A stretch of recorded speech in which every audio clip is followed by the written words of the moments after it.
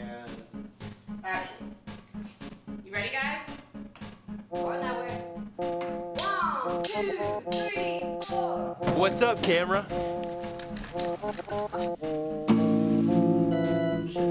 going straight off of This is where the non-major names go for their costume changes.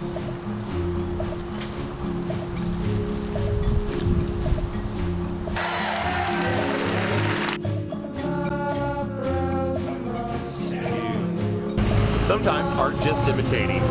Pretty sure I nailed that. It smells so good. Right here, buddy. We are shooting, but he says we're shooting. This is mini changes when we shoot. Yeah, bada thing. Yes, yes, yes, yes, go. You know, just like act like I own the place. It's pretty awesome. Our gaffer, Serpico.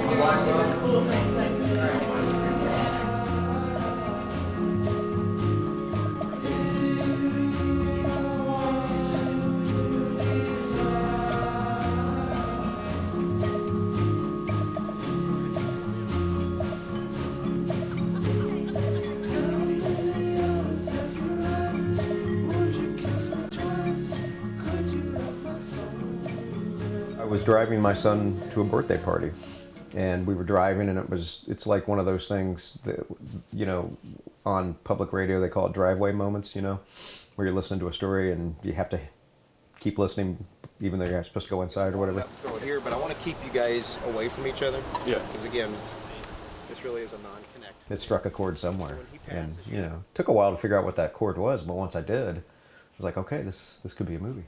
My name's Mike Fitzer. I'm the producer and director of photography for Pleased to Meet Me. Where's Terrence going to be at that point? Going down the steps? This way we can just. I'm a big fan of music. I thought that the story itself, I had heard it on the radio before, and you know, had always been drawn to this particular story. I thought that it had the potential of being something really great. Take a 10-minute story and turn it into a 80, 90 plus minute film. We'd have to pull in a lot of dramatic elements and really add a lot to it. And so I thought that that there was definite potential for that. Camera's rolling. Scene 3, take 1. I did exactly what you should never do before you get the rights to something. I decided I'll just go write the draft right now and make it, or get a first draft done, and then I'll contact them about getting the rights to it, which is, ass backwards. You don't do that. You try to put yourself in the position of those people, and they're in a room with in the radio show, it's John Langford from the Mekons. Are they there thinking, oh gosh, he must be making a record, whenever you're in his record? And that was the natural starting point to, I don't know what these people's expectations were, because I didn't want to know. It was a new piece of fiction. And then the other thing, of course, was what was his story. And the thing is, John is this really happy, fun guy, so there was no conflict in the radio. So what if, I reversed it, and he was lost, and he needed something to kind of inspire him to get back to his creative process. So it was a natural place. And then it just kind of evolved from there in that hotel room. And then the Starley Kine narrator became an old girlfriend. And once I had those basic things, the old girlfriend, the guy trying to get inspiration, and then the expectations of a band, I was able to write a screenplay and pounded most of it out within about three or 4 days. Just a really rough, bad first draft. If we could get him in wardrobe since he happens to be here. Would you be there? It would play, yeah. Okay. Hey, Duncan! Adam! Adam, do you have your jacket here? I got involved with this movie through Archie Borders, the director and producer, and he has he's had this movie in mind for a number of years. He bought the rights to the story probably not long after it originally broadcast, so it's been a number of years. I'd read a couple of drafts that he'd done along the way, just as a friend, just take a look at this and let me know what you think. As often happens with independent films, financing falls through, people leave while you're trying to keep all the balls in the air. And last November, he just called me up, said, let's get a drink. And he says, I'd I'm ready just to make this movie no matter how much money or how little money we have. Let's just start it and let's do it. And he asked me if I would come on as a producer and if I would take a pass at the script. I had some ideas. I hadn't thought of it as a writer. I thought, I gave him a critique of earlier drafts and it had changed. And so I had, right away, I thought I had some things I thought would really work well. My brother, Joe Henry, my younger brother, he's in the movie playing Terrence, the engineer. And of course, he's a singer-songwriter, recording artist, but also a very accomplished producer himself. Come up, we'll follow him down, we'll follow him over, we'll do this.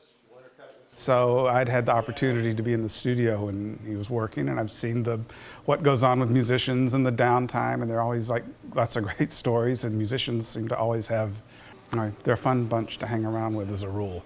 Just from stories Joe had told me about things that happened in the studio and things I'd witnessed in the studio when he was working, I thought I knew who these people were or who they could be.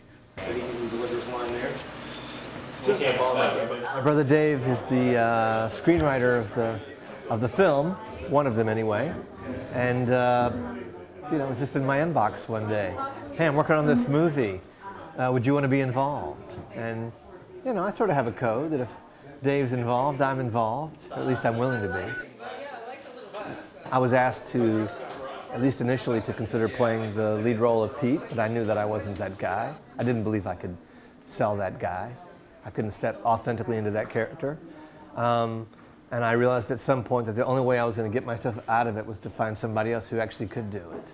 I suggested our friend John Doe, who I thought already sort of was this character, at least to some degree.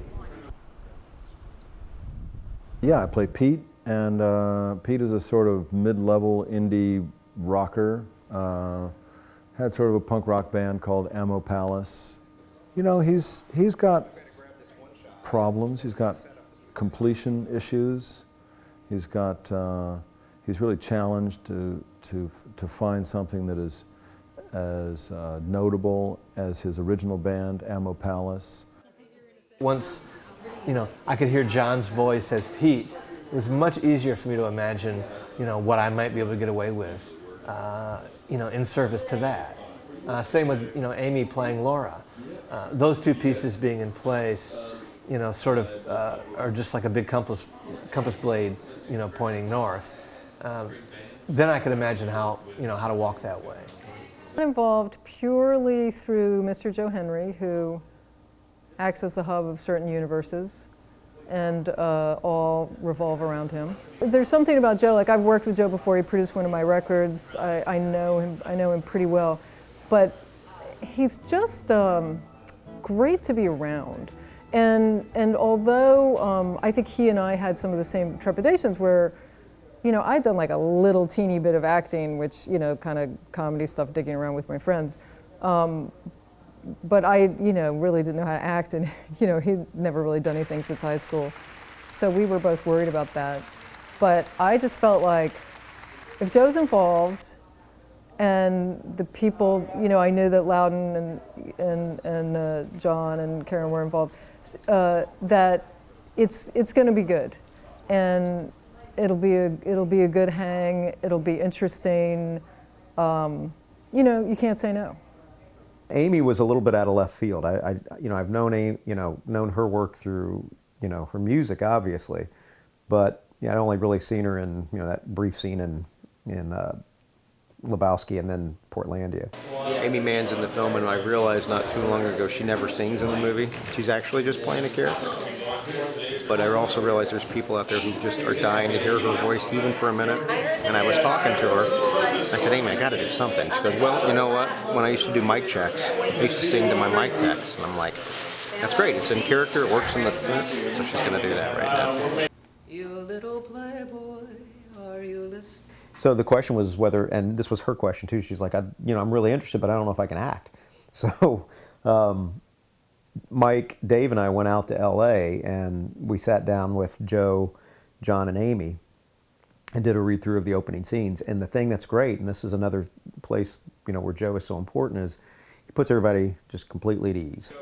We did a read-through in his studio in Pasadena, And immediately it was apparent that the three of those guys just had chemistry. So we thought, right away I thought, okay, because, yes, you want Amy Mann in your film, but you also have a responsibility to your investors to give them the right film. But when I saw that and saw how natural and relaxed she was with Joe and John, it was a no-brainer at that point. Hello,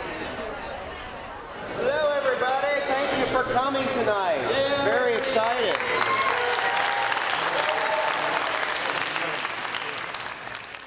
So what you're seeing tonight and what you're a part of is the climax of the film. The band has been reassembled after not seeing each other for a long time, and they're going to give the performance that they did in the movie. So what you'll see tonight is those actual performances. And they have worked their butts off. They're really excited to be here with you guys tonight. We're thrilled you're here.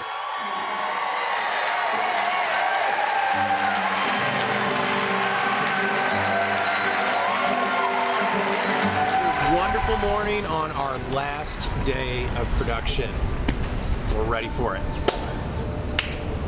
Ready. It's like the last day of summer camp. I think, again, it's the original thing that hooked me on that radio show, which is don't overlook those days.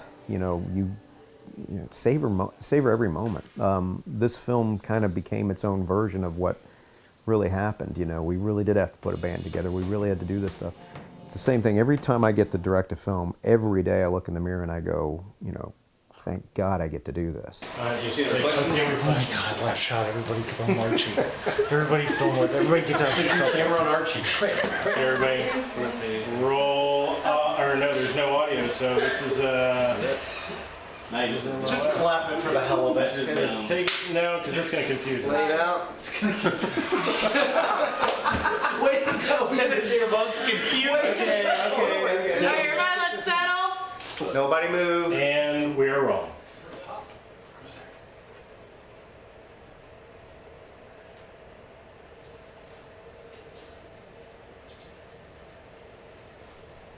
Cut. Never take it for granted, and never take these kinds of days for granted. And that was kind of the point of the show. And I hope we caught that. When you walk out of the movie, you go, oh, that was great. It wasn't a murder mystery. Crimes weren't solved. Hostages weren't saved. But we all got to do something, and it was a special moment, and it meant something to those people in the film. Hopefully, it'll mean something to the audience.